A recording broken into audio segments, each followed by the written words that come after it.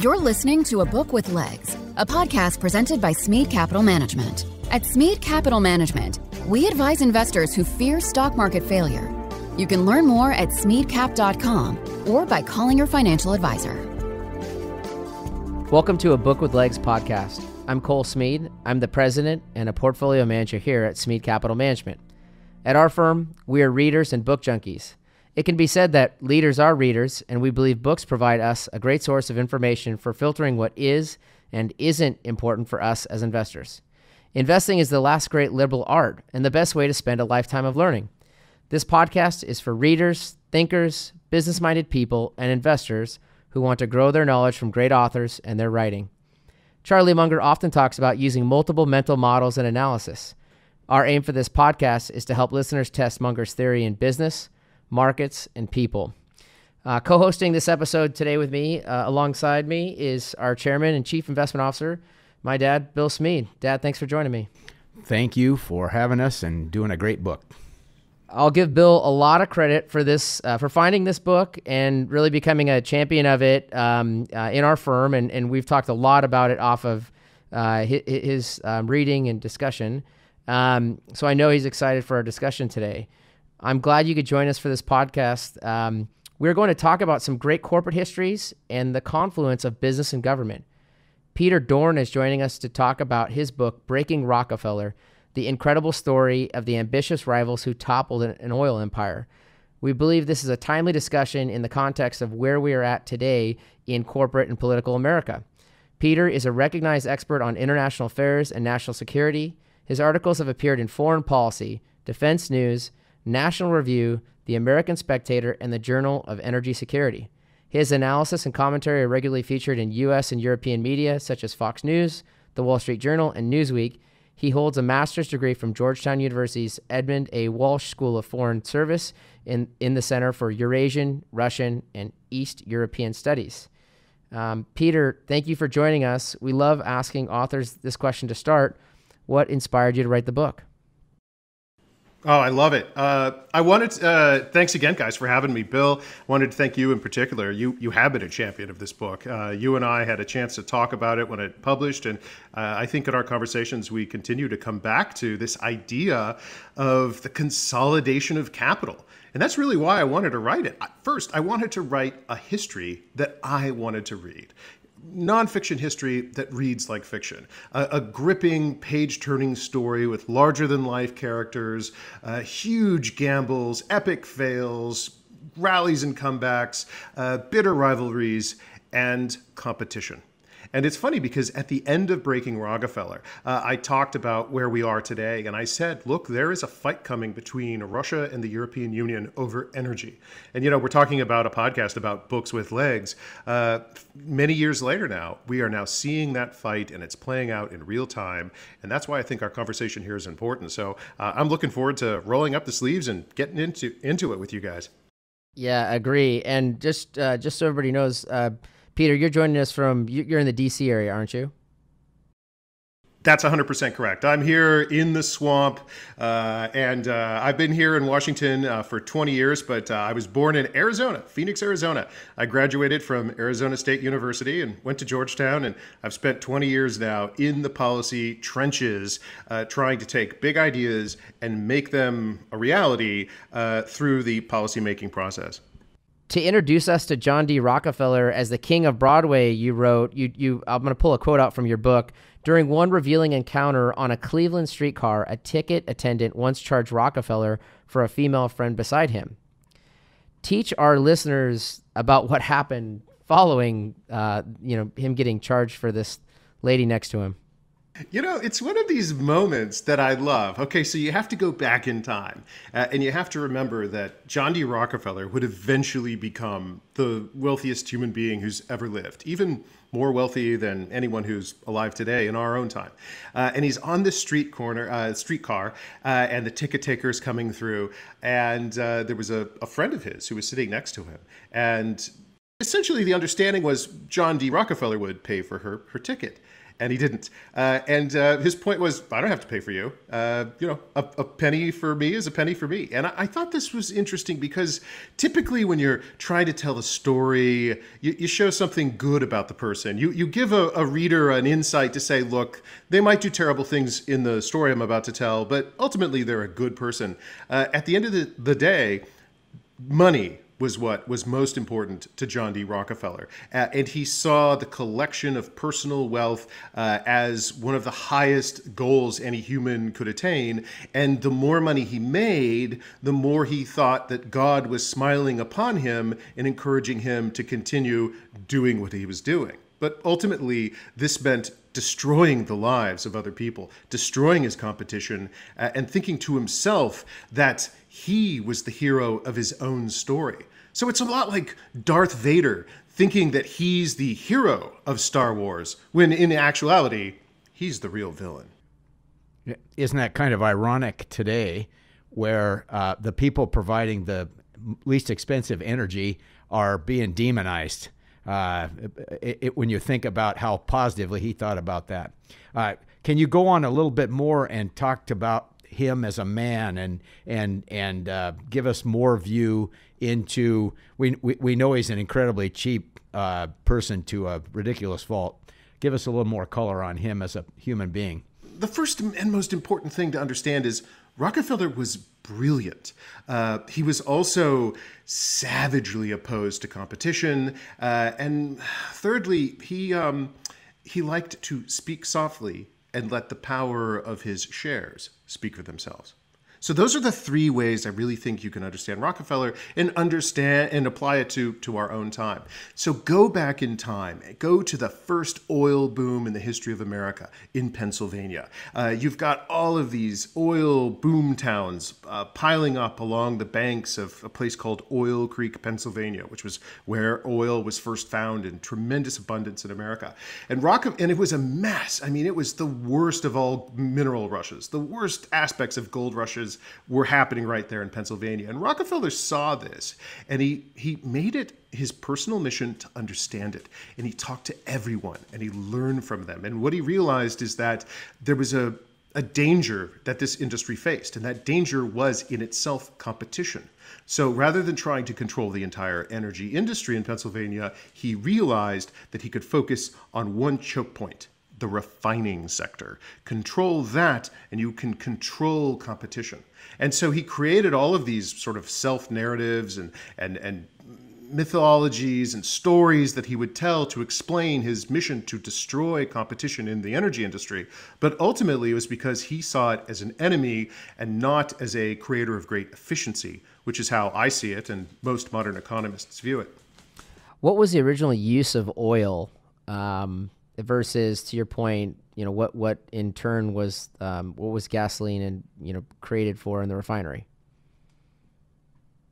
Yeah, well, here's the thing. I mean, we had a problem in the 1860s. The global energy market, the home lighting market, had a problem, and that was human beings were hunting the whales to extinction.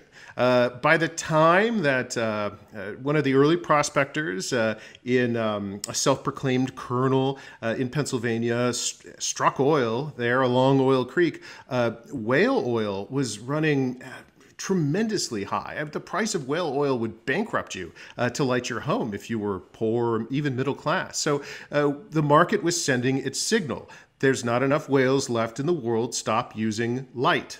Stop using as much as you are. And then we saw, boom, hydrocarbons erupted into the scene. Crude oil is disgusting. No one wants to touch it, taste it, smell it, be anywhere close to it.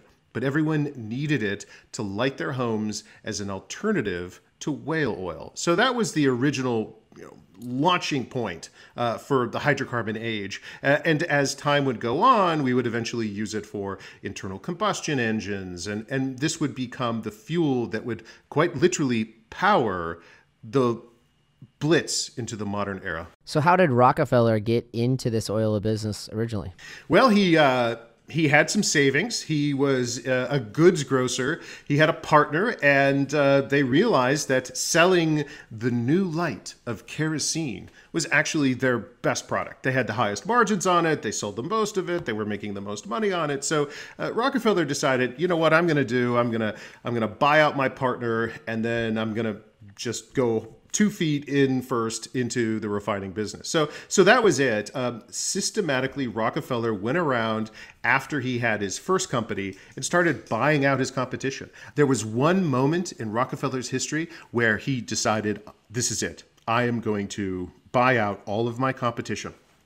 And so he systematically, over the course of several days, started buying up all of his struggling competitors. He was buying so many companies during what we now call the Cleveland Massacre, the massacre of all of the refiners in Cleveland, that the banks of Cleveland were quite literally running out of cash because Rockefeller was drawing so much of it out of their vaults to buy all of these companies at once. In the end, he ended up owning all but 2 of Cleveland's, I believe it was 40 refiners.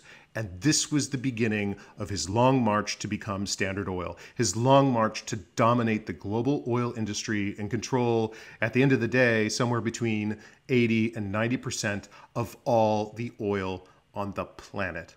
In the process, you teach us about the other major oil companies being developed in the 1800s. So tell us about Marcus Samuel Jr.'s route into the oil business, starting out as a wealthy merchant trader's son. What was the original family business? And teach our listeners about his importance. Okay, so Bill, this is actually, we started the discussion asking, why did I want to tell this story? And truly, it's this character, this real life character of Marcus Samuel. So you got to go back in time, and you have to use your mind to go back to London in the late 1880s. Jack the Ripper is stalking the back alleys of a place called Houndsditch, London.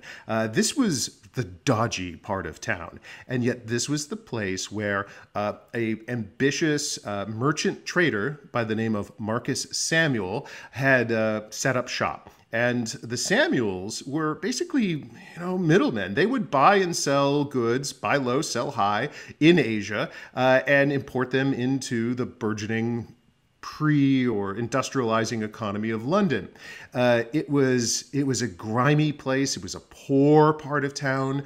Samuel was actually running a very prosperous business, but he hated one thing: wasting money on overhead. He didn't care how bad his offices looked as long as he was making a profit. And so he started to see how oil and kerosene were just so profitable. You could make so much money on it if you could connect supply, where oil was, and with demand, where oil was needed. The problem is that oil never naturally occurs where it's needed most. And that challenge created this multi-part problem of risk, distance, technology, demand. You had to sort of unravel this puzzle.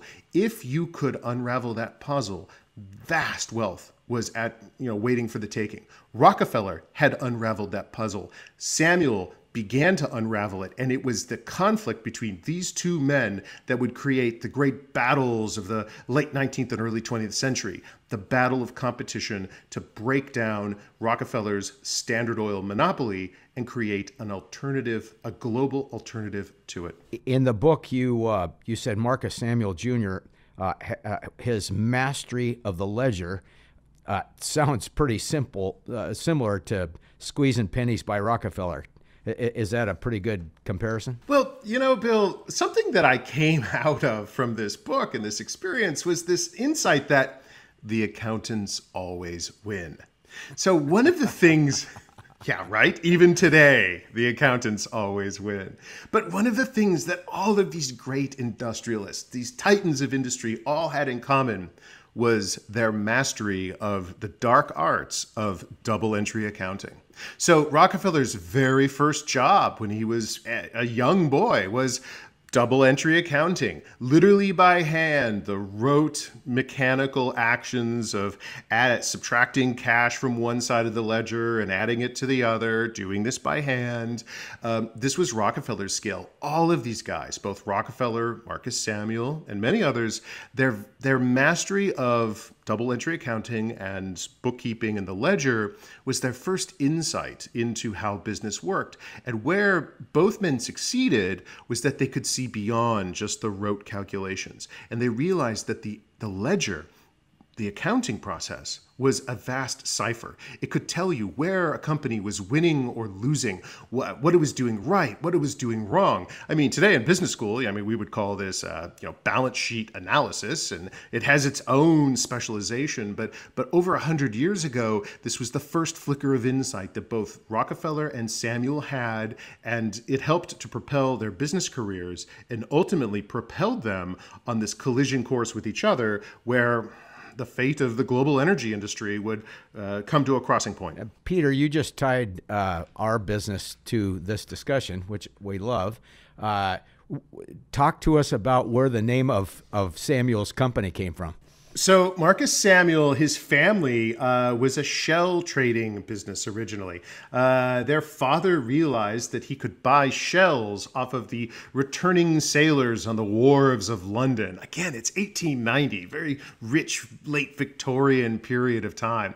And so his father would simply buy the shells and trinkets off of returning sailors, turn them into tourist tchotchkes, and sell them at a markup to souvenir hunters in the holiday towns of London. This was the beginning, but also the company expanded into a vast network of buying and selling goods across all of Asia. So Marcus had this network. He had Scottish financiers. The old Scottish trading houses were the ones who backed him with cash. And his company originally was just buying and selling goods across Asia from London. And then he realized, I can buy oil in Baku on the banks of the Caspian Sea. I can get it through the Suez Canal. And if I can do that, I can reach all of Asia. And if I can do that, I can challenge Standard Oil at scale.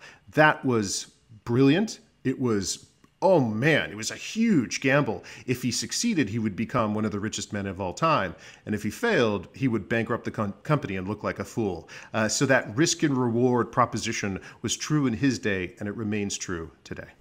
You called the Russian ship Svyet a unique weapon of mass destruction. What was in this new kind of steamship? The Svyet. Okay, so moving product in bulk is a great way to save money. If you're moving any commodity, it makes sense. If you're moving oil, it becomes extremely dangerous. So one of the very first shipments of oil, of literal kerosene. I mean, they actually refined it. And so it was this vessel called the Svyet. It was one of the very first tankers. The Rothschild brothers actually filled it up with kerosene, and they sailed it from the Black Sea all the way into the Thames and into the heart of London. Tens and tens and tens of thousands of tons of kerosene in this vessel. The fumes would build up inside the vessel. And if a single spark hit those fumes, the whole thing would blow. In fact, they often did. It was often seen that being a sailor, a merchant sailor on one of these early tankers, was a suicide mission. I mean, you were basically guaranteeing that you were going to die if you signed on to one of these voyages. It was so dangerous. And ultimately, that was Marcus's genius. That was his insight, because he realized he could develop a new kind of technology that could solve these dangers and harms. And in doing so, he could build the world's very first, we would call it, modern oil tanker. He would make it safe. He would get Lloyd's of London to certify it. And with that, he could do the impossible. For the first time, sail his oil through the Suez Canal, linking Asia with the West through commerce. That was Marcus's genius, and it's what propelled his company, the Murex, named after the shells that his father used to buy and sell on the wharves of London. And his company, as we now know, Bill, and you know, would become Shell Oil, one of the largest hydrocarbon companies in the world today. Can you give us a feel for the size and speed of the ship and how revolutionary it was? And then I think you've hinted at it, but what did this all mean for Marcus Samuel ultimately? Well, let me start with that last part first, because you got to understand, what was driving this guy? I spent years really researching his biography, learning about him, going back in time and trying to really understand this man. And there was a difference, though, between him and ultimately John D. Rockefeller, who he challenged and ultimately bested. The difference was that Rockefeller ultimately was trying to make money for money's sake, whereas Marcus Samuel wanted to make money to become legitimate in English society, because Marcus Samuel had a problem. He was Jewish. Being Jewish in the late 1880s and 1890s in England, well, you had to deal with some things called anti-Semitism. It wasn't overt at times. It was insidious. And no one would say it to your face, but they would quietly say, well, he's a nice man, but he is a Jew. And this really bothered Marcus. It should have. It was gross and disgusting. So Marcus realized the only way I'm ever going to be taken seriously in this society is to become richer than everyone. And so that really launched him. If I can make money, if I can become wealthy, I can acquire the noble titles of wealth that are incumbent upon my status. And with that wealth, I can attain what I really want, and that is acceptance and adulation in this society. And so that really is a differentiating factor between Rockefeller and Marcus. It's something that I found very compelling about Marcus. And it really is a red thread that is woven into the fabric of this true life story in Breaking Rockefeller. Well, and the positive is, as someone that has siblings myself, Peter, if your name's Marcus Samuel and your brother's name is Samuel, life gets a lot easier if you're Marcus. Let's see. So let's kind of pivot. So you talked about Pennsylvania, and Baku's obviously in Russia. So why was Russian oil so much more difficult than the petroleum fields in the United States? Well, one of the problems is that Standard Oil had established what is in effect a unchallengeable monopoly over the American oil industry. So by the 1880s and 1890s, Standard Oil wasn't just the largest company in the energy industry. Standard Oil wasn't even just one of the largest companies among others in America. Standard Oil was, by and large, the American economy. It was so big. It is really hard to understand or compare to today's economy, but the scale of Standard was so big and so dominating, you just couldn't compete with the American producer here. So if you're going to sell oil to Asia, you have to go find it somewhere else in the world. And the other place in the world that Marcus looked was in Baku, this legendary oil city of Baku on the Black Sea coast. Human beings had known about oil in this part of the world for millennia. They used to worship these eternal flames that would never go out as a sign of supernatural phenomenon. Well, we know today that it was a naturally occurring oil seepage or gas seepage that was a flame that never burned out. Okay, so in Baku, you saw these vast quantities of oil, but there was a problem. Baku was too far away from the Black Sea coast. So once again, you had to solve this multi-part problem of distance, technology, risk, and greed. And if you can solve that problem, you can get a product from where it is to where it's needed. And that's ultimately what Marcus did. He made a deal with the Rothschilds. He combine that with his new invention of the modern oil tanker, and with that, he could do something that no one else in the world could do, and that is move oil in bulk through the Suez Canal, because it was only with a safe tanker, a tanker that wouldn't explode, that you could get the Suez Authority to authorize transit through the Suez Canal. That cut distance off of his travel time, that cut cost off of his transportation part of the ledger, and Marcus could finally compete directly with Standard Oil in Asia. Risk, technology, distance, greed. These are all the components that were true in Marcus's time. They remain true today. You have to solve them if you are going to win. And I find the Rothschilds particularly interesting because obviously this was the French side of the family. But obviously they didn't come up with the idea to, move the oil. It was actually Sergei Palashkovsky and Andre Bunge who came up with that. But can you teach our listeners, why they didn't end up being the owners in the end? Well, this is, I said the accountants always win, but you got to be careful because ultimately the bankers really win. Like, if you're going to take money out on a loan, you got to make sure you're going to be able to pay it back. So, yeah, for everyone listening, you got to imagine you have a coastline. It's like California. It's temperate, it's moderate. This is the Black Sea coast in what we would now call today modern day Georgia. And then you have this mountain range, and then you have the Caspian Sea, where giant gushers of oil, huge blowouts are happening. There was so much oil in Baku that you would basically just drill a hole into the ground and create a giant pool out of sand. You would let the oil flow into the pool, and if you could sell the oil in Baku, then okay, people would come in buckets, pick it up, and leave. If you couldn't sell the oil, you just torched it and drilled another hole and tried to sell that oil. This was how much oil they were dealing with. So in order to cross the geographic barrier, these two Russians decided we're going to build a train link between the coast and where the oil is, and we're going to get money on credit from the Rothschilds. And it was an ambitious idea.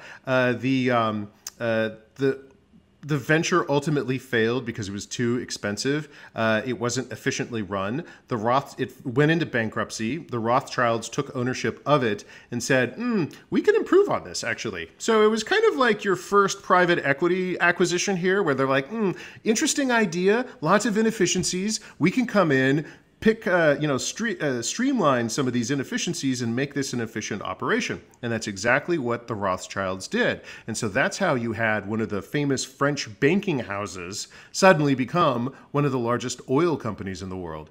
Again, risk, technology, geography, greed. You have to solve these problems, these puzzles, in order to succeed. And I don't want to spend a ton of time on this, but obviously the Rothschilds ended up just accepting peace with Rockefeller because they're bankers. They're not made to take the volatility, on commodities. They ultimately just wanted, a meaningful return on their capital, and that's it. So they make peace. Was that just them being bankers at the end of the day and not wanting to lose money? Well, they made peace out of necessity because the Rothschilds, the powerful banking house one of the powerful banking houses of the world, ran into the buzzsaw that was Rockefeller's devious marketing strategy called cut to kill. So the Rothschilds didn't make peace with Standard Oil. The Rothschilds were forced to accept a small part in his empire.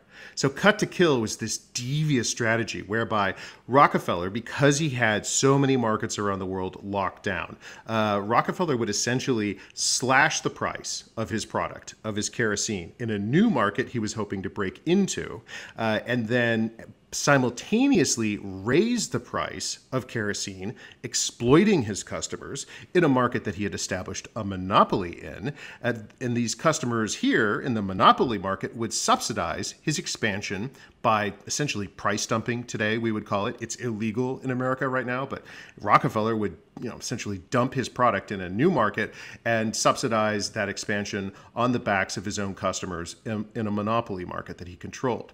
The Rothschilds, once they started to compete against Rockefeller, came into contact with cut to kill. Rockefeller said, all right, crack the knuckles, let's go. He would undercut their price. They couldn't compete. And they came to him and said, all right, can we come up with some sort of market sharing agreement? Also illegal in America. Do you notice the trend? Everything that Rockefeller was doing is now illegal in America today. There's a reason for that. And I hope we can talk about it because it shows that Rockefeller wasn't this model of entrepreneurialism. He wasn't this model of capitalism. He was an example of what happens when free market principles metastasize and become cancerous and ultimately dangerous to the body politic. And by the way, everything we're talking about here is music to our ears. I mean, obviously we're big oil investors, and we've even been doing research on the oil tanker business with the likes of John Frederickson out there. But just because I don't want to be the millennial that acts like the chronological snob, what did the Suez Canal do to the economics of world energy? I mean, we take it for granted today, but what was that like to create that and get something like that to the market to be able to traverse the world quicker? Well, yeah, as we saw with, I think it was the Evergreen cargo ship that essentially, blocked itself in the Suez. And we saw what happened to global supply chains when, even in our own time, you couldn't use the Suez. Yet, what was the solution? You had to go the long way. You had to go all the way around Africa, adding time, adding money, adding overhead and transportation costs to the cost of getting a product from point A to point B where a consumer wanted it. Same thing in the era of John D. Rockefeller, in the era of Marcus Samuel.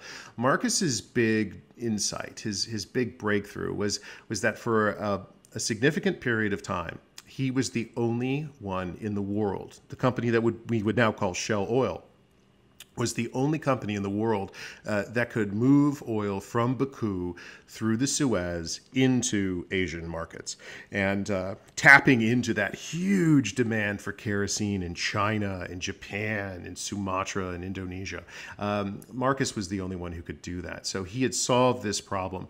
It is one of the old problems of any free market enterprise. Marcus had done it. Rockefeller's company couldn't compete. They didn't have these new modern tankers that were safe. And as a result, they had to go the long way around if they were going to move oil from the Black Sea to Asia, or they could move oil from the United States to Asia. But then they had to compete with Marcus, who could challenge them. And better yet, he could use cut to kill against Rockefeller because he could move so much volume out of the Black Sea. So we really don't, I call it a tale of David and Goliath, this story of the upstarts and underdogs who challenged Rockefeller. But ultimately, David had to become a Titan himself. He had to become a Goliath himself in order to go toe-to-toe with Standard. And I love that, because it's not until you have competition that consumers can ultimately win. Oil is an infinite product in our mind. It all comes down to what price does it cost to extract.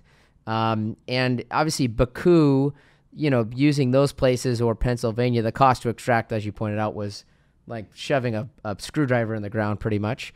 Now, so can you give us some frame of reference? If you think about, the Dakotas today or Midland, Texas, what would be kind of your American picture of a town like Baku for our listeners to, understand practically? Oh, boom towns never change. They're always the same. It doesn't matter what century you are in or where you are. Yeah, of course. So cost of extraction or cost of production for a barrel is obviously, in today's day and age, the Saudis' great advantage, because it costs them so little. It costs Saudi Aramco so little to get a single barrel of crude out of the ground versus many other countries around the world, including the United States. We see this in the battle that the Saudis had with the American frackers, the oil frackers, in the teens, the 20-teens. We're seeing it play out today. There's an added element of government regulation, but I would confirm one of the aspects of your analysis. I agree with you. We are going to run out of customers for crude oil before we ever run out of crude. The myth of peak oil is just that. I mean, I remember 2007, 2008, when we were being told that the world is running out. Remember Syriana, which is a fun movie. I love it. But, Matt Damon is lecturing the public on the big screen. It's running out, and the only people who have any crude oil left are here in the Middle East. What a bunch of bunk. I mean, we have so much energy in the world, and I think this is the big insight we should take. I know that gasoline right now is north north of $4, close to $5 in most parts of the United States. But that's not because we're lacking the raw resource. It's because of regulatory obstructions and not NIMBY, not in my backyard problems with refining capacity. I mean, these are man-made problems, not nature-made problems. And if they're man-made problems, there are man-made solutions to those problems. So ultimately, yeah, oil is a energy resource that we have in abundance, and we always will. Natural gas is another one. I'm a big advocate of this idea. You have to change your attitude towards energy. 20 years ago, 15 years ago, we had this idea of energy scarcity. And we had to make all of these geopolitical and economic calculations based on the assumption that energy was a scarce resource. That is not true. It is the opposite. We have energy abundance. The problem we're facing right now is in the regulatory hurdles that are put in place that prevent companies from unleashing that abundance and ultimately helping consumers. And I think that is the organizing challenge of our time in the energy world. So let's shift gears just a little bit back to Marcus Samuel. How did James Fortescue Flannery's friendship with Marcus Samuel change the oil business? So there's one thing to be a brilliant entrepreneur, and you can be a brilliant entrepreneur and have a brilliant idea, but the best entrepreneurs surround themselves with brilliant people. And so Flannery was one of those brilliant people. He was a ship designer, a maritime architect. Marcus Samuel wasn't a specialist in designing ships. So when I say Marcus invented the world's first modern oil tanker, we'll call it, the grandfather of today's super tanker, he gets credit for it, but really it was Flannery who designed it. But more so, Flannery designed it to the regulations. He knew Lloyd's of London. He knew how they like to certify, quote unquote, safe. And so if he was going to build a safe tanker that would be certified to squeeze through the Suez Canal, Marcus needed someone who could do that for him. And that was the man we now know as Sir Flannery, who would get a knighthood for his trouble. But the big takeaway here is know your regulations, know how your regulator likes to think, design your system, in this case an oil tanker, to please the regulators, and then move very quickly to beat your competition because you have first mover advantage. In your economic analysis, look for companies with that kind of spirit and moxie, and you'll have a hard time going wrong. So far, you've taught us about Rockefeller of Standard Oil and Marcus Samuel of Shell. Who is Eelco Jan Zilker, and how did Providence cause him to start what became Royal Dutch? Well, Bill, I don't know about you, but in life, I think we all find a friend who's an enemy who becomes a frenemy, simultaneously a competitor, but also a friend. And that was the father of a company called Royal Dutch Shell. So Hans Zilker was another one of these guys with a vision and a dream. And he saw the prospect of oil production in Sumatra. So again, we're going back in time. He's Dutch. There's this Dutch colonial colony of Sumatra.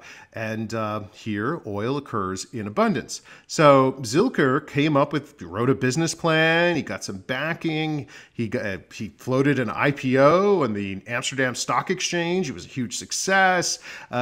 He had a lot of problems in setting up his company in the jungle. I mean, he had so many problems that his laborers would literally just disappear overnight. Maybe a tiger ate them. Maybe pirates captured them. I don't know. We're trying to pump oil in Sumatra, and it's 1890. These are the kind of problems you have to face in that time and place. And so the stress basically killed him. He died young, and his replacement was a up-and-coming business manager who is one of those creatures that you see all the time. They know how to manage a company. It doesn't really matter what company it is. They just want to manage a company. And his name was Detterding. And Detterding was a savage winner. He did not want to lose. He would destroy you. If you came up against him, bring the brass knuckles, because but you're too late because he's already got the chainsaw out.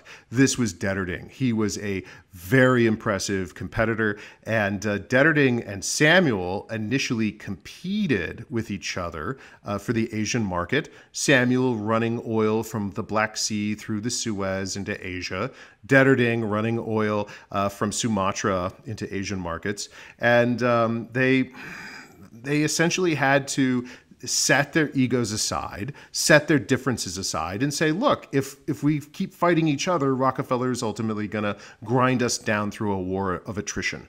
Let's join forces, let's merge our company. And Bill, that was the moment where you went from Davids, plural, Davids and Goliath against Goliath, to a Goliath versus Goliath, a true title fight that was Royal Dutch Shell versus Standard Oil. And it was competition which guaranteed that consumers won.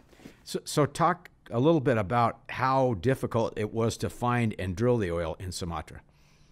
Well, one of the problems that a lot of these early oil prospectors faced was that, the science of geology was not yet a science. It was developing as a science, but there wasn't really a lot of geological science behind the process. Usually, if you wanted to find oil, you would find a natural seepage in the world, where crude oil was just literally leaking out into a creek somewhere, and you would, I like the phrase, punch a screwdriver into the ground. Usually these were big screwdrivers, and, see if you found oil. And if you did, then you would set up another well close by to where that well was producing oil, et cetera, et cetera, et cetera.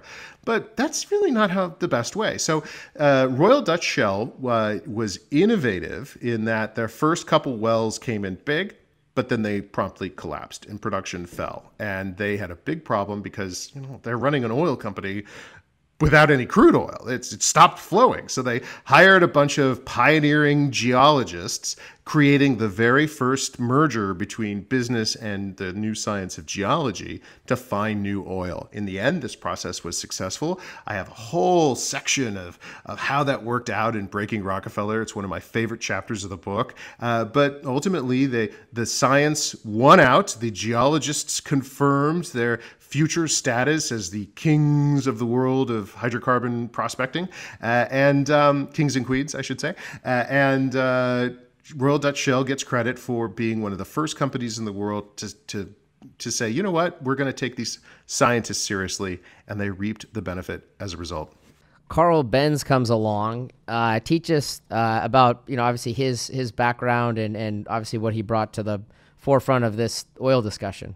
Well, we talked about that wretched stuff, gasoline, but that's the transition point where, Rockefeller, all of Pennsylvania, all of these early oil prospectors, they were creating kerosene. So when they were refining crude oil, they were refining it into one of those fractions I talked about that was kerosene. Good for burning a lamp wick, for example. But not very good for running an internal combustion engine. So Benz, Daimler, several other early automotive engineers were the first to not invent the internal combustion engine. That concept had already been done by the mid 1870s. Internal combustion engines were invented. They were huge things, though. I mean, these were engines that were designed to run factories, not a small little tricycle, which is essentially what the early Benz vehicle was. But Benz's innovation was to take an existing concept and miniaturize it, and then produce it at scale. And that's what helped create Mercedes-Benz that we know and love today. Again, we see this idea of innovation, building on something else, and it was the miniaturization of the early internal combustion engine that allowed it to ultimately beat out its rival, again, competition, its rival on the roads of the time, the automotive steam engine. Yes, steam engines were a thing back in the day. They briefly challenged gasoline and internal combustion. Gasoline won out, and we have 120 years of automotive history until EVs and Tesla came along. So that's a cool story. It's a great story. And I mean, I'm doing this podcast, Peter, with my dad, who's always taught me, if you can find a business where someone else will market your company for you, that's one hell of a business. Right? Thank you, Elon Musk, right? Yeah, exactly. Well, yeah. Well, but I say it because, these oil companies and these, that end up producing refined product of gasoline, they didn't have to create the car. They didn't have to sell the car. They just had to be the provider. And it gets back at this idea of oil is really like a proxy of economic growth. So could you kind of explain how revolutionary was the car to this market? In other words, give some context between going from kerosene to gasoline as the primary use. Yeah, how brilliant was the Antitrust Act in getting in the way of Rockefeller before we started making millions and selling millions of cars in the United States? Right. So, Bill, I got to say, you guys I think you're onto something here. I really like that insight. I'll be honest, I hadn't really thought of it in those terms before, but look for a company that is selling a product that someone else is marketing it for them. It's a good insight. That played out here in the case of gasoline. So the Henry Ford, the automobile industry, we got to go back in time to I would say, mid to late 1890s to the turn of the century when the automobile was finally coming into its own. This was the point of transition where the automobile was going from this weird hobbyist, weekend gentleman sort of pastime, really, into the modern form of transportation that we know today. Fun fact, Bill, and for other listeners who love Breaking Rockefeller, who are interested, I just launched a Substack now. I've got my first Substack. I listened to my wife. She kept saying, you should launch a Substack. So I did. And one of the very first things I did was publish at my Substack, which is Peter Doran, .substack.com, the lost chapter to Breaking Rockefeller. This was the one chapter that I wanted to get into the book, and my publisher rightfully said, hey, we should pull this out and publish it as a standalone piece. I've done that. And this is important because I catalog and detail that moment of transition that you're asking about, that moment of transition when the automobile went from just this gentleman's pastime curiosity into the real beast that we know today. Now, you talked about regulation and the Sherman Antitrust Act. All of this is important because had Rockefeller managed to control the global oil industry, certainly the oil industry in the United States, it would have inhibited competition. Quite the opposite happened. The moment the automobile is hitting its stride, the moment you're seeing companies flourish by competing with each other over time, this is the moment it's occurring in tandem with the rise of the automobile. So I really think back and I wonder, what would the world look like today? How would it be different if monopolies instead of competition ultimately prevailed in the American energy industry? I'm glad we got competition instead of monopolies or monopolistic competition. You wrote in chapter 13, Standard trust in secrecy the way a besieged city trusts its walls. What do you mean by this? Thank you for finding one of my favorite quotes, Bill. I love that quote. Yes, I wrote it. Standard was very secretive. They did not like to share information with the outside world. They saw their company as their own private walled garden, and nobody else had any business poking their nose into what they were doing. Keeping secrets was very, very important. It was a form of protection against competition, protecting the monopoly. Also, hiding the fact that they had a monopoly in the first place was part of that secret culture of secrecy.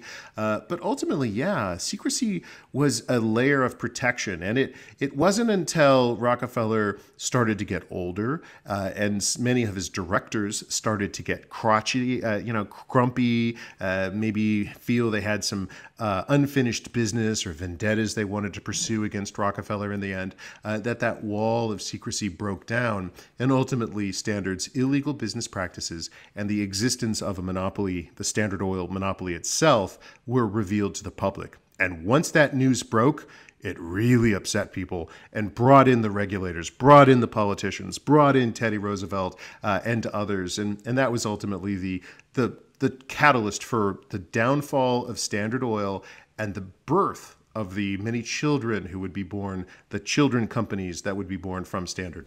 That's a great lead into Ida Tarbell as a key person in the entire antitrust story. What was her motivation? Well, Ida, her dad was destroyed by John D. Rockefeller. This was a powerful motivating factor for her. So Ida Tarbell was a literal child of the Pennsylvania boom we were talking about. Ida was, her dad created barrels and tanks that you could hold petroleum in. And her dad was ultimately a victim of Rockefeller's conquest of the oil regions. John D. Rockefeller never knew Ida Tarbell's dad, never knew his name, frankly, probably wouldn't even care. But Ida Tarbell saw Rockefeller destroy her dad emotionally, financially, and she would go on to become a very successful writer in her own right, but she never forgot about this. So after writing a very successful biography on Abraham Lincoln and a very successful biography on Napoleon, she's at the peak of her powers. She's the most famous writer at this very popular magazine called McClure's at the time, and she resolves to finally tell the story of John D. Rockefeller and the Standard Oil Company and its monopoly and its devious business tactics. And she makes a friend in a man named Hellhound Rogers, H.H. Rogers, who was one of Rockefeller's directors. And Mark Twain was the guy who introduced them to each other. And it was through this friendship that she had her inside source. And from this, she would tell over a I think it was something like 17 parts, 19-part series. Every month, a new bombshell came out on the pages of McClure's, and she systematically pulled back the curtain. She ripped down that wall of secrecy that Rockefeller had built around his company. And when the American public got its true first look at what Standard was doing, it really upset them. They were disgusted by shady business practices and the exploitation of consumers that monopolies tend to do. And so that was the catalyst for congressional action, legal action by attorney generals around the country, and ultimately the breaking up of Standard Oil into many companies by the Supreme Court in 1911. How did Henry Flagler, Rockefeller's best friend, what part did he play in completely breaking that wall of secrecy down? Well, Flagler was Flagler was one of Rockefeller's earliest partners. I mean, he joined on way back in Cleveland. He was one of those failed whiskey distillers I mentioned earlier. He, rolled the snake eyes in the whiskey business, and Rockefeller came along and he joined on with them. Flagler made a lot of money with Rockefeller, being an early director at Standard. He and others, basically they constituted the directors of Rockefeller's empire. Rockefeller essentially delegated day-to-day management operations of this sprawling company to them. By the 1890s, though, Flagler had made so much money through his Standard Oil holdings that he started looking towards retirement and looking at building up the swampland around southern Florida. And he started investing in railroads and building up the infrastructure that could get tourists down to southern Florida. He founded a town that he called Flaglerville, that we today call Miami, and he built the overseas railroad to Key West. So it shows how these gentlemen had vast sums of money, big ambition, huge ideas, and once you have that kind of money, you can make it happen. Ultimately, Flagler was a complex character. He had a very bad habit of picking and marrying the wrong women who would distract him. Lots of messy divorces with Flagler. And in the end, we definitely can thank him for helping to create Daytona, helping to create the early NASCAR racing circuit that we know and love today. So Flagler continues to have a long-lasting legacy over Florida, over the oil industry, and ultimately over the thoughts of John D. Rockefeller. I feel like Twain never ceases to pop up somewhere. To your point earlier, we had just recorded a podcast with Matt Bernstein on his book George Hearst, and Hearst and him were former Missourians that woke up in Virginia City, Nevada together. So I wonder if Mark Twain was able to teleport long before the rest of us were able to. Let's see. So you wrote, for years, domestic opposition to monopolies like Standard Oil had been collecting in the American body politic like toxins in the liver. Introduce us to John Sherman and the eventual Sherman Antitrust Act. Wow, you guys are finding all my favorite sentences. Yes, I love that one too. All right, so I talked about monopolies.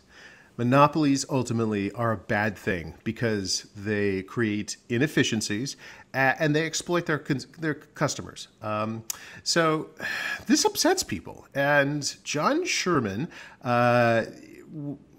was a congressman from Ohio, and he started realizing, wait a minute, voters are grumpy about this monopoly business, this trust business.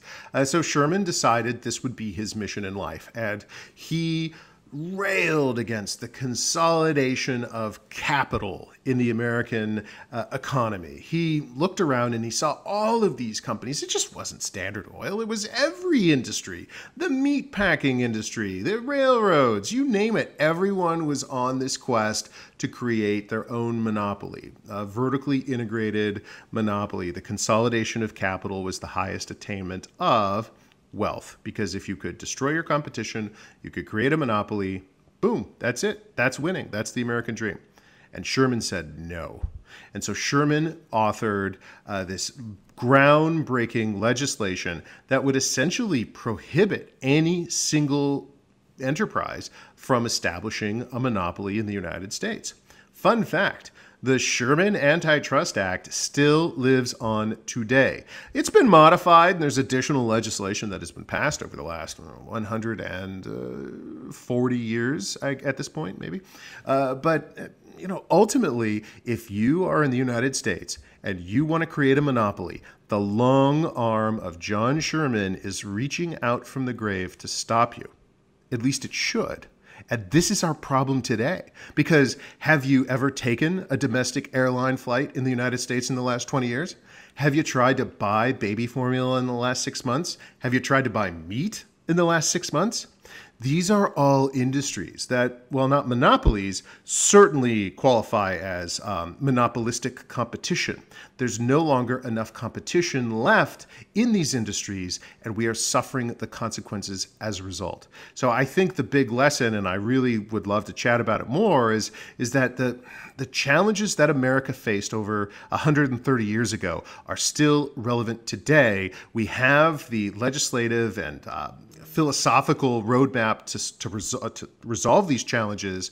We're just not doing it. And I think that's a powerful lesson that I tease out in Breaking Rockefeller. And I think for anyone who wants to buy an airline ticket or buy meat at the grocery store or buy some baby formula, you are encountering the deficiencies in our system that John Sherman tried to remedy over 130 years ago. No, but he didn't get to pass. He didn't pass that overnight. How long of a process was that for him to take that through and get it signed and into law? It took years. So this is the late 1880s. Ultimately, he had to give this huge speech on the floor of Congress. I went back, literally going back to the old congressional record. I found his original speech, and it's one of these like Mr. Smith goes to Washington moments where, you just live American patriotism reading this speech. It's the idea that the founders created, that you would have this idea, you would get elected to Congress, you would work the sausage-making process that is legislation, making legislation in Congress. You would get this passed. The Sherman Antitrust Act is still relevant today and still relevant for the oil industry. So when Exxon and Mobil, for example, two companies that were produced from the Supreme Court's breakup of Standard Oil in 1911, Exxon and Mobil in the early 1990s wanted to re-merge to create the company we now know as ExxonMobil, one of the largest oil companies on the planet, frankly. In order to get through this merger, they had to go through FTC approval.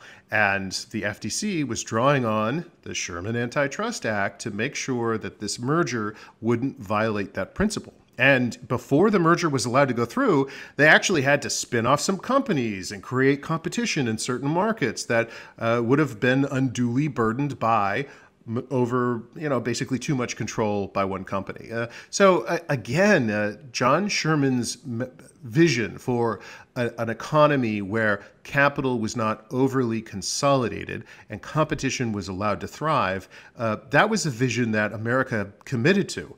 I fear, though, in our own day and age, we are veering away from that, and regulators are too lazy, frankly, to impose the true letter and spirit of the law on companies, and ultimately the victims are customers. And if you've ever flown on an American domestic flight, just remember it doesn't have to be this way. We have laws to prevent this. Talk just a little bit about they were looking for things that might ruin the American experiment. I think you quote him as saying, disturb the social order. Talk about that a little bit. That was more the heart philosophy of the act, wasn't it? 100%. And Bill, that's the heart of his message. The consolidation of capital has become so dangerous in our own day and age. He's talking about the 1880s, that it threatens to disturb the social order. I think when we look around the United States today in 2022, we see many of those similar dangers arising. I mean, just look at the tech sector. Look at the consolidation of capital in big tech right now. If you have an opinion that might not be popular or an approved opinion, and you want to use social media, if you get banned from one platform, you're really out of luck. There aren't that many other platforms to go to. This is because of the consolidation of capital, because we have just a few big tech companies operating. This is a similar challenge that Sherman understood, and just as in his day, the consolidation of capital in our own day and age threatens once again, I believe, to disturb and upend the social order, and that's what we're seeing. Again, though, we have a roadmap for fixing this. John Sherman provided that roadmap. The challenge here is that our own bureaucracies at the federal level and perhaps at the state are not doing their best job to enforce the letter and the spirit of anti-monopoly laws and to promote true competition, not monopolistic or competition or oligopolies. So it's really a judgment call. You read so much, and the legal people that are in the antitrust world, they're all saying things like, well, this precedent and this precedent and this precedent is what we have to go by. When the truth of it is, whenever you use the law, you're making a judgment call, are you not? And a political call. So this is, we started talking about energy, but I think this is ultimately the bigger issue that we face right now in the United States. And I'm going to refer to only publicly available information in the case of the American Airlines, U.S. Airlines merger. So that went through federal regulatory review. And the question was, if we take the two largest airlines in America and we allow them to merge, won't that be bad for competition? And American Airlines wrote a letter to the federal government and said, yes, it will. And you are correct. We'll probably be anti-competitive. But if you don't allow us to merge, American Airlines goes out of business and 12,000 people lose their jobs. And we are asking you, look the other way on the Sherman Antitrust Act so that we don't have to fire 12,000 people. And that was it. So, I mean, it was a political decision by the Obama administration to essentially not enforce the Sherman Antitrust Act. And that's the real issue that we get today. So now everyone's has a terrible experience flying. And that's just one example. It's because we have gotten away from the true vision of America's founding spirit, our founding legislative process. And there is a way to change this. We just need politicians to have the courage to say no. And too often that doesn't happen.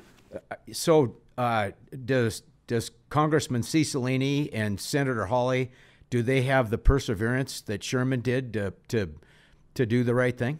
I should hope that we return to that spirit. I don't know. I don't know Hawley personally. I do see that increasingly politicians are realizing that people are upset about meat prices and meat shortages, baby food prices and baby food formula shortages. They're upset about the consolidation of capital and, Bill, as you pointed out, the turmoil that it's creating in the body politic. Excuse me. This is the challenge we face. There is a legislative solution, but ultimately, we have to enforce the laws we have on the books. We have to stop looking the other way on the Sherman Antitrust Act, looking the other way on anti-monopolistic regulations. We have to allow competition to thrive in America once again, even if it's hard, even if it means companies go bankrupt. Great. That creates space in the marketplace for a new company to do something better and different and hire up the best people from the old company and not hire the, dead weight. This is how efficiencies are created. This is how America was built, and we're getting away from that. And the question for our country now is, what do we do? So how do you, as a historian, look at Apple or Amazon or Google or Facebook through the Standard Oil lens? Aren't they a concentration of capital in the way that he feared? Yes, 100%. I use all their products. I'm a customer of every one of those companies. Yeah. I mean, you don't have a choice. And if you want, think about it. If you want an alternative to Amazon, where do you go? I mean, frankly, there isn't one in many respects. So this is the issue. I'm very positive, and I like to encourage our elected leaders to explore breaking up companies, breaking them into smaller pieces, forcing them to compete against each other. I think ultimately that will be a huge project. It can't be done overnight. It will go to the court system. This is the big lesson from Standard Oil and this fight. It's that these are long wars. These are long legal wars of attrition. They don't happen overnight. They take decades. But ultimately, the winning side is the side that supports competition. It supports the law. It supports customers. Once you can do that, you can create the components of a society that will thrive and be prosperous. Right now, if we fail to do that, we will reap the sour fruit. And I want that to be avoided. Yeah, so to your point, it's funny, the primary pushback we've heard on, discussion like this is, well, what do you do with a technology company with intellectual property? For example, as we all know today, Standard Oil is broken up by geography. And people say, well, you can't do that. And it's like, well, why can't Google of California compete with Google of Texas? That actually creates competition. They'd have all the same IP. But so real quick story, because I don't know if everyone knows the story about Rockefeller. Can you teach our listeners the story of where Rockefeller was and what he did at the news of his breakup? This is the best one, Yeah, absolutely. Okay, so go back to the very beginning. Go back to Rockefeller as a young 16, 17-year-old. He's at the ledger. He's doing double entry bookkeeping by heart, and he understands the value, ultimately, of balance sheet analysis. Rockefeller, as he built Standard Oil up into this global empire, was hiding tremendous value on his balance sheet. The parts of his empire were worth far more than anyone truly understood. And as one company, okay, they would have one price in the marketplace, but broken up into multiple different pieces, the sum value of the new companies would be worth more, would be more valuable economically as individual separate companies than they would be as one big monopoly. So Rockefeller is playing golf with a Catholic priest on the day that the Supreme Court decision is handed down. This was decades in the making. This was a huge national battle. And finally, the Supreme Court issues its ruling. And it said that Standard Oil should be broken up, but not dissolved. And that was the big key. That was what everyone was wanting to see. So a messenger comes to Rockefeller on the golf course, hands him a slip of paper. He reads it quickly. He determines very, very quickly that the court says, break up Standard Oil, don't dissolve it, and force its entire liquidation. He folds the paper, puts it in his pocket, looks over at the priest and says, if you have any money left, Father, buy Standard Oil.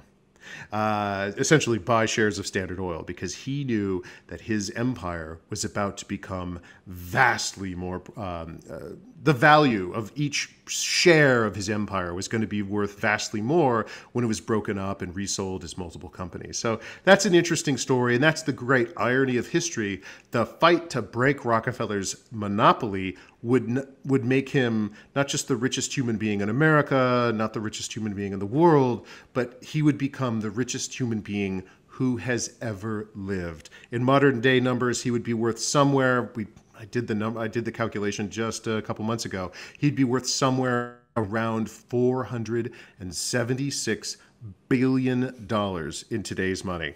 Think about that. So to connect up, you've probably, and I love that story, by the way, about the priest. It's just a fantastic way to think about it, as we're investors ourselves. Obviously, Peter, we could go on talking for like 2 or 3 days on this, because we just think Hey, you guys have been so generous having me here. Yeah. It's a very fun subject, and your book's a wonderful picture of, like you said, what we're looking at today and the questions we need to ask, and really the judgment calls that we might have to make. So is there anything that we haven't covered in our discussion that has been unsaid or hasn't been spoken of yet? Well, I think we really ran the traps here. I mean, we started off looking at the development of the early energy industry. We saw how Rockefeller identified the refining gate as this one choke point that he could control. We saw how he levered and pyramided that into a globe-spanning monopoly, starting with just the refining industry and then controlling the whole oil industry around the world. How upstarts and underdogs had to join forces to defeat him. How that eternal problem set of distance, geography, risk, technology, and greed is the same then as is the same today as it was then. I think we've really had a great, deep, long-form conversation. Bill, I love how you guys keep coming back to this idea of learning from the past, of being curious, of not using single-factor analysis, perhaps, to only come up with one conclusion. I like that. It has inspired my writing, and I'd encourage people to go check out Breaking Rockefeller wherever good books are sold. You can even get the audiobook read by the author. Bill, I want to thank you guys for having me on your show, for being boosters and supporters of my work, and I certainly have to say I am deeply respectful of yours. Well, we appreciate that, and Peter's book is an incredible corporate history, an excellent international trade history, and our source for understanding the actual application of what John Sherman sought. I don't think most people would know that there is utterly an opinion that was provided to end Standard Oil, and we believe this book is a book that will serve investors wonderfully for understanding the current unknown odds of what could come from Washington, D.C. that would affect investors globally. For our listeners, if you have a great book that you'd like to recommend, email podcast@smeadcap.com. That's podcast@smeadcap.com. You can also send recommendations for us on Twitter. Our handle is @smeadcap. Thank you for joining us for A Book with Legs podcast. We look forward to the next episode. Thank you for listening to A Book with Legs, a podcast brought to you by Smead Capital Management. The material provided in this podcast is for informational use only and should not be construed as investment advice. You can learn more about Smead Capital Management and its products at smeadcap.com or by calling your financial advisor.